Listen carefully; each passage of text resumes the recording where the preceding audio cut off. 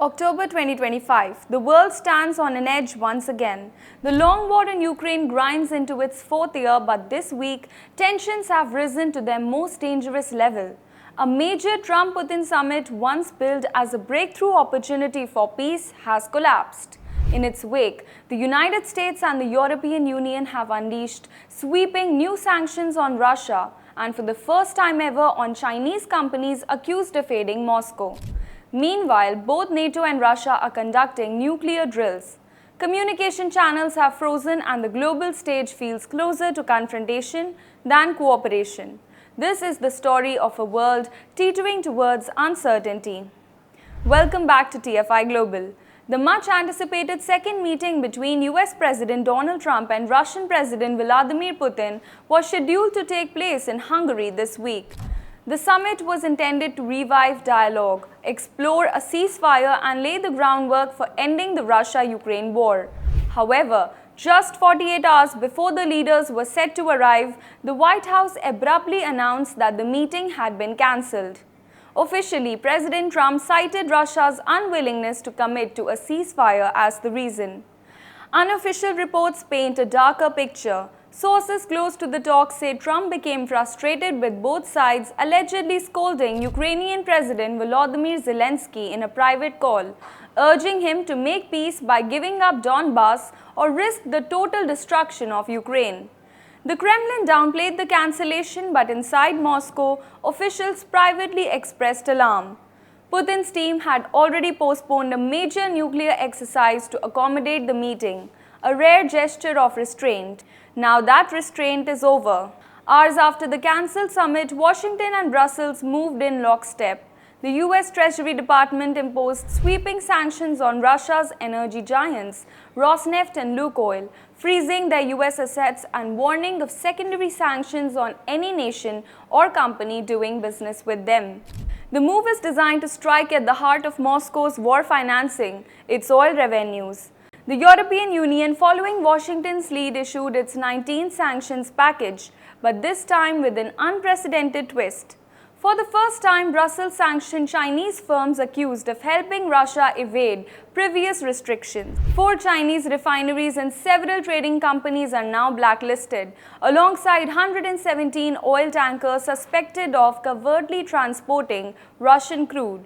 Analysts describe this as a watershed moment, signaling that the West is finally serious about enforcing secondary sanctions, an approach once considered too risky. Global oil markets reacted immediately. Prices spiked nearly 6% within hours, with India and Southeast Asian refiners warning of potential disruptions.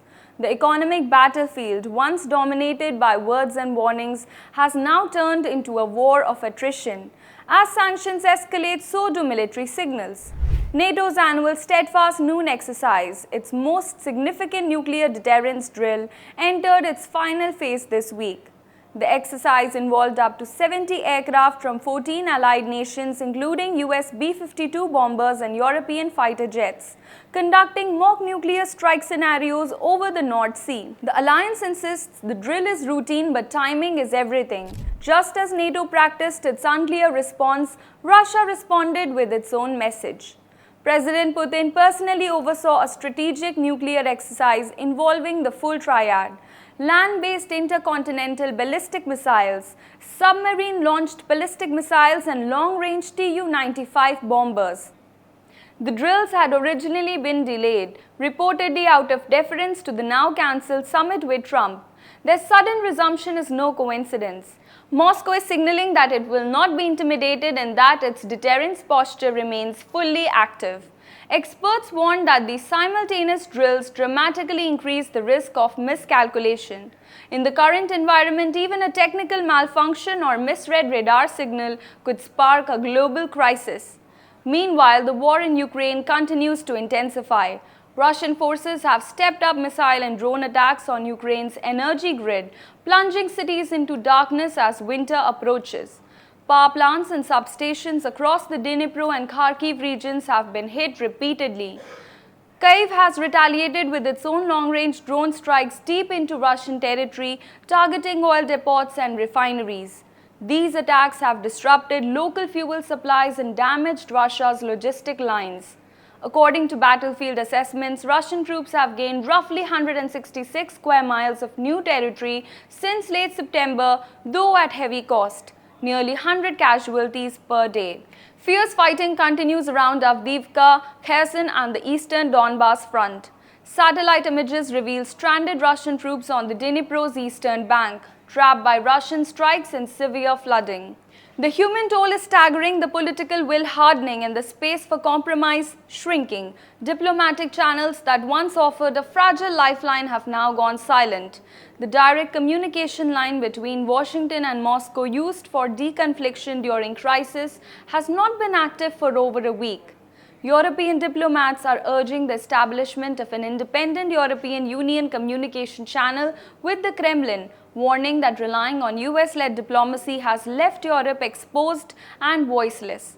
The situation has also forced China into an uncomfortable situation. Facing its first ever European Union sanctions for aiding Russia, Beijing has condemned the move as illegal and provocative, yet has stopped short of open confrontation. Geopolitical analysts describe the current moment as a dangerous feedback loop. Sanctions drive military posturing, military drills amplify mistrust, and mistrust kills diplomacy. Every cancelled summit, every missile test, and every new sanction pushes the world one step closer to open conflict. As October draws to a close, the world once again finds itself at a crossroads. Sanctions are tightening, nuclear drills are escalating, and diplomacy is failing. The Russia-Ukraine war shows no sign of ending, and the involvement of global powers has transformed it into something much larger, a test of resolve, influence, and survival.